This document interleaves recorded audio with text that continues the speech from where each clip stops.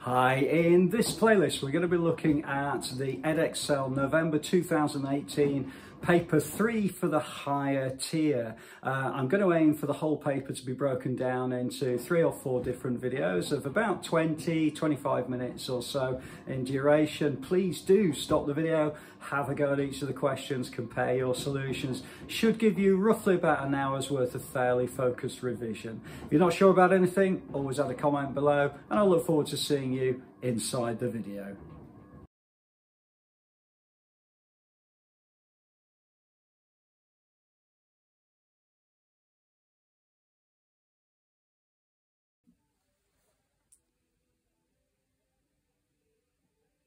Hi, in this particular video we're going to be looking at the November 2018 higher tier paper 3 for Pearson Edexcel. Please do stop the video, have a go at each of the questions and then compare your solutions. And if you follow the link below, you'll be able to download the paper directly from the 3-Minute Maths website. Okay, let's move on to question number 1. I'm going to aim for this video to be about 20 minutes worth of time, and then that'll hopefully, if you stop the video, give you something around about an hour's worth of fairly focused revision. So 7,357 correct to 3 significant figures. Well, the third significant figure is the 5. That's actually going to change to a 6 because of the 7 afterwards. So that's going to become 736. But don't forget, we've got to maintain 5 or 6 as it is now in the tens place. So we need to put a 0 in there. Okay, next question, question 1b. If you put that straight into a calculator, use the fraction key and the square root key pretty much as it is there, and you should get something like 0.1077981356. I'm sorry about my writing, but hopefully that's okay for you. Okay, let's move on then to question number 2, which is where Jo paid £245 for her car insurance.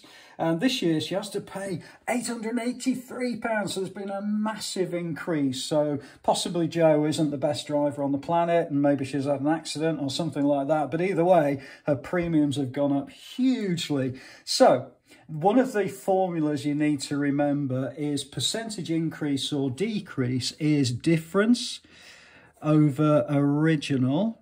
And then that's the fractional increase. So to make that into a percentage, we multiply by 100. Okay, so the difference between the two is going to be 883 minus 245 divided by the original of 245.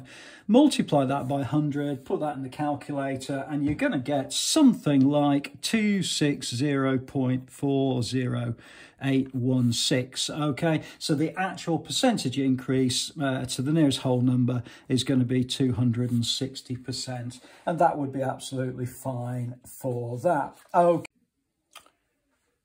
Okay, so on to question number 3, and I would always advocate you do have a go at each of these questions. So please do stop the video, and you're at this point working out the values of y when x equals various different values. So we're going to complete this table. And probably the easiest way is actually to write the y equation, put x into brackets. Okay, so what we're doing there is we're saying when the value of x is minus 3, the value of y can be calculated. So this is going to be minus 3 squared, which is 9, plus minus 3 is minus 3, and then minus 4. So the value of y when x is minus 3 must be 2. Okay, so we move on to the next one, and we've got 0. So 0 squared is 0 plus 0, so that's just going to be nothing, minus 4. We're going to get left with minus 4. Okay,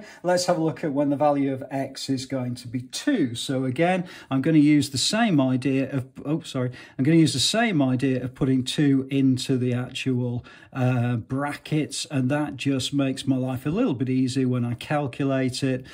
So in this particular case, when x is 2, I've got 4 plus 2 is 6, minus 4 is going to be 2 again. Okay, and then again for when x equals 3 rather, so that's 3 squared plus 3 minus 4, and I work that out, I'm going to get 9 plus 3 minus 4, so that's going to be 8.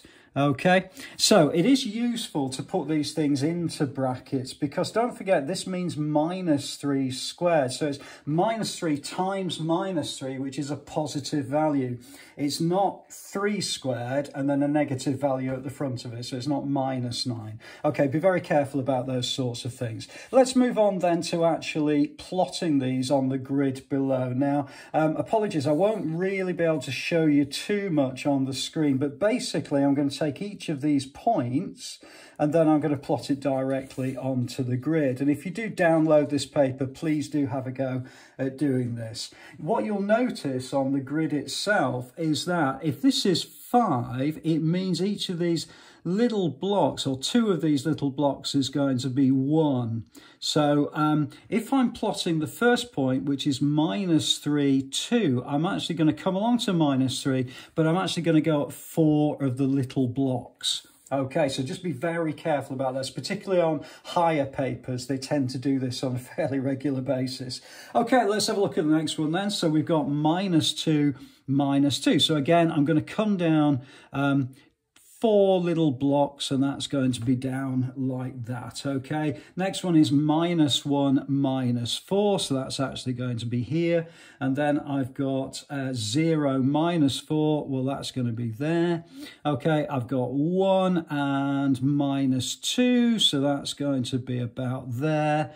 And then I've got 2 and 2, so that's going to be here. And then I've also got 3 and 8, so that's going to be, where are we? So it's going to be 9, 8, it's going to be there. Okay, so hopefully that's okay for you. What you need to do just to make sure you get those full 2 marks is actually draw the graph itself. Now, again, it won't be particularly neat, just mainly because I'm doing it really awkwardly, but you need to make sure you've got a nice smooth curve between these 2 points. It's not flat. You will lose marks if you draw it as flat, because it is a quadratic equation, so it is a nice smooth curve. It will help you, however, estimate the solutions.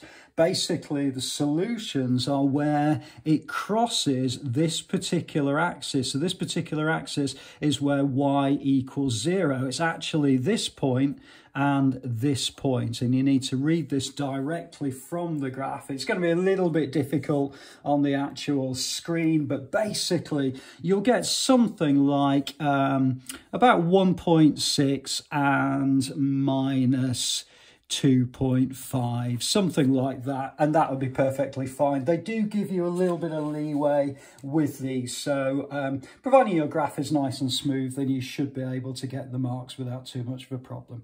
Okay, let's move on then to question number 4. So question number 4 again is spread over 2 pages, so I'm really sorry about this, but I'll do my best to try to make sure that I kind of keep it easy to follow on the video itself. Okay, so this is a diagram where it says, Fran asks each of 40 students how many books they bought last year. Chart below shows information.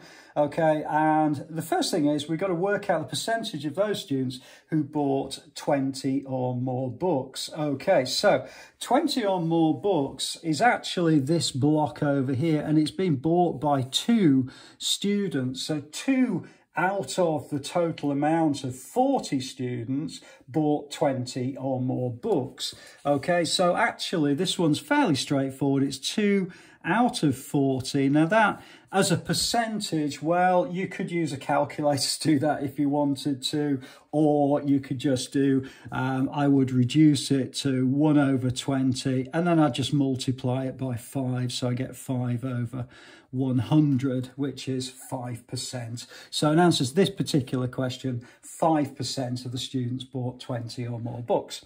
Okay, now the bit of the difficult one comes when it says question B. Question question B, or part B, it says, show that an estimate for the mean, the average number of books bought is 9.5, and you must show all your working. Well, what I'm going to do is I'm going to actually keep this on this sheet, okay, just so that we can refer back to the actual diagram itself, okay? So hopefully that'll give you at least a little bit of an idea of how we would work something like this. So in order to make it work for us, what we've got to do is we've got to work out the total number of books in each of the blocks.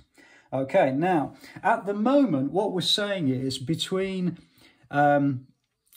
well, at the moment, we're saying that we've got 11 students here. So this is 11 students who bought between 0 and 4 books. So what we say is, well, in that case, the average number that those 11 students bought would have been 2 books. Okay, so therefore, there must be 22 books in that particular block. Okay, so we look at the middle point. The average number is 2 books. And there are 11 students altogether. So therefore, although we know that some will have bought 0 and some will have bought 4, we make this assumption that they all bought the average number. So therefore, there must be 22 books because there are 11 students. And the same follows for pretty much everything else. We look at the midpoint. So when the midpoint there is 7, so 7 times 8 is going to be, there must be 56 books. And then this is going to be 12. And therefore, there must be 156 because 12 times 13 at the top there is going to be 156. Okay, so 156 books represented in that particular column.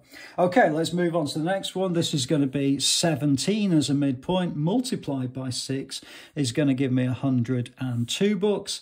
And then we've got 22. So those 2 students who bought between 20 and 24, we kind of just assume that they both bought an average amount of 22 books. So therefore, those 2 students bought 44 books altogether. Okay, so let's have a look then at the total amount of books that are represented on this particular chart. So we're going to say the total amount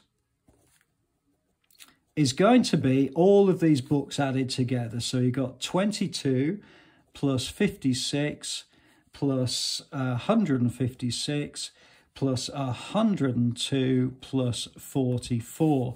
And that all will total 380. So there's basically 380 books represented on this particular graph.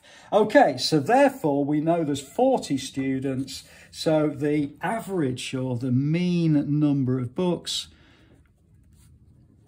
must be the total amount, which is 380, divided by 40, which is the total number of students, which is going to be 9.5. And that actually is the answer to part B of the question. So it's this answer here. Okay, so I've just tried to keep it in one sheet of paper, but hopefully you can see the working that you would use for that type of question. I hope that's been useful. Please do add a comment below if you're not sure about anything. I'll always come back to you, and I might be able to point you towards another video with some similar sorts of questions if you need them.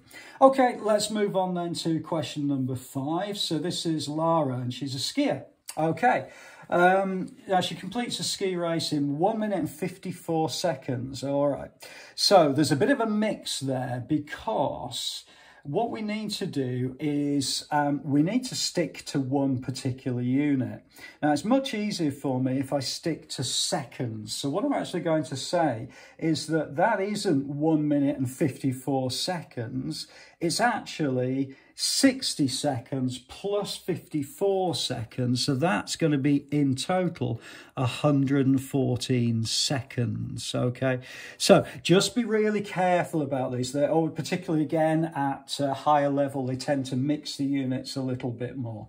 Okay, so we assume that her average speed is the same for each race. Well, we don't know what her average speed is, but by changing this to seconds, we can, and we've got a race length of that meters, we can actually calculate this in meters per second, and that's what's of interest to us, and that might help us to answer the rest of the questions. So firstly, I'm going to work out Lara's speed. So speed equals distance divided by time. Now, I know some people use those little triangles to remember these. I personally don't. I find it much easier to say that distance is measured in meters and time is measured in seconds. So it's distance divided by seconds, and that works perfectly well for me.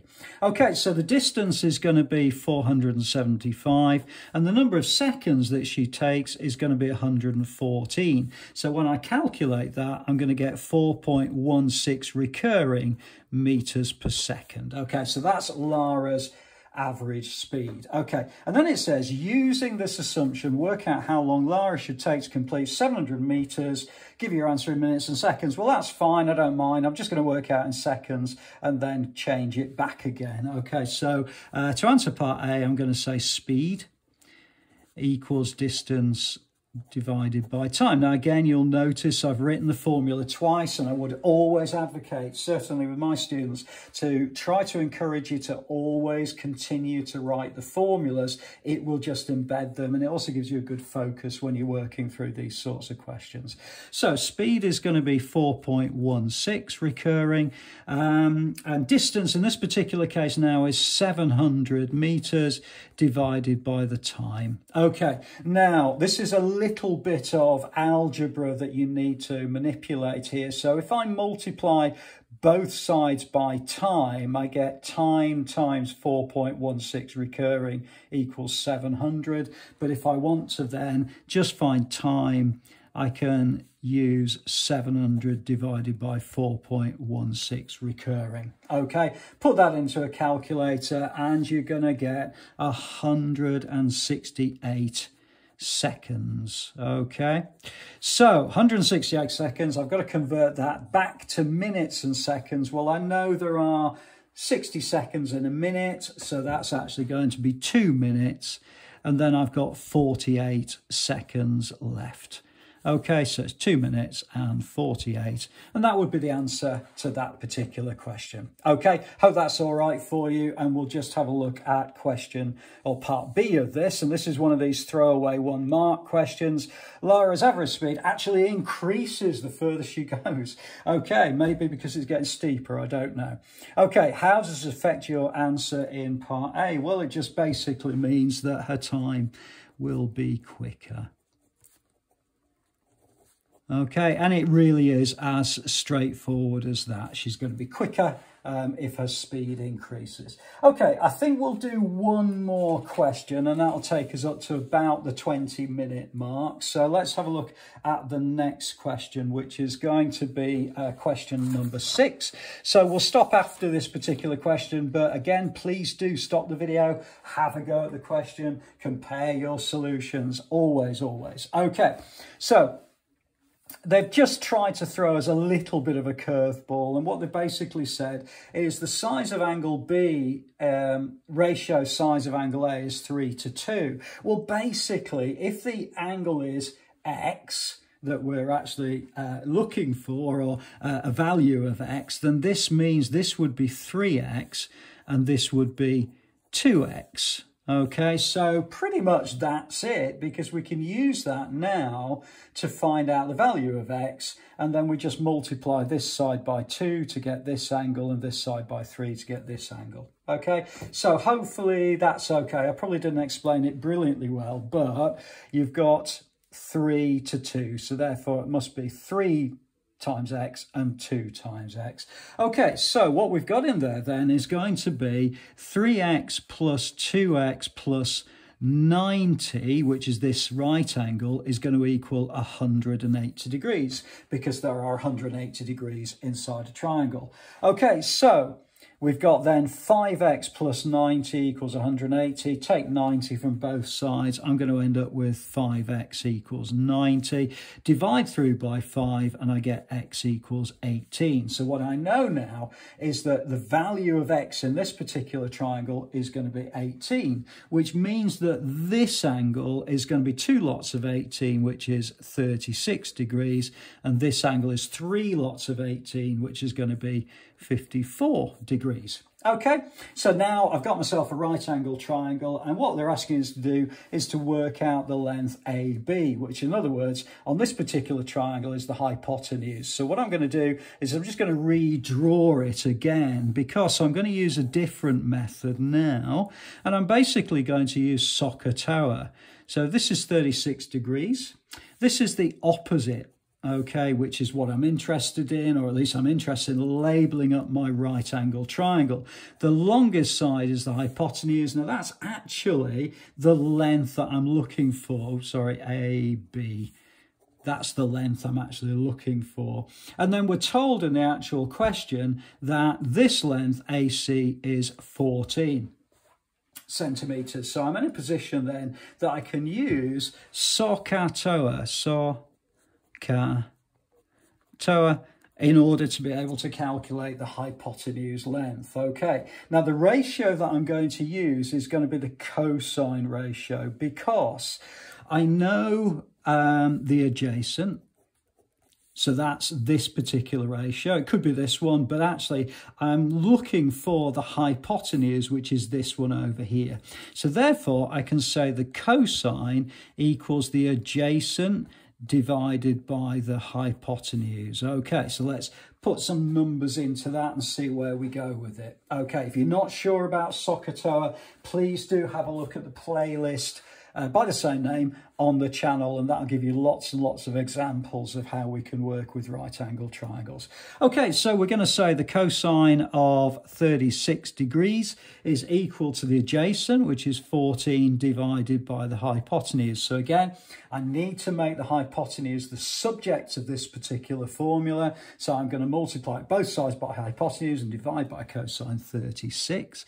Again, if you're not sure what I've done here, then please do add a comment below, and I'll put you links to some videos that you'll be able to have a look at. Okay, feed that into a calculator and you're going to get a very long, kind of boring number, which is something like 17.30495. It's asked us to give the answer correct to 3 significant figures. The third significant figure is 3, so the answer for this question will be 17.3 centimetres.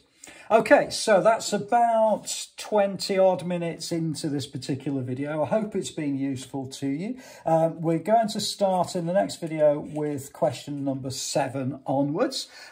Please do have a go at each of the questions. Leave a comment if you're not sure about anything. Like the video, and I'll look forward to seeing you inside the next video.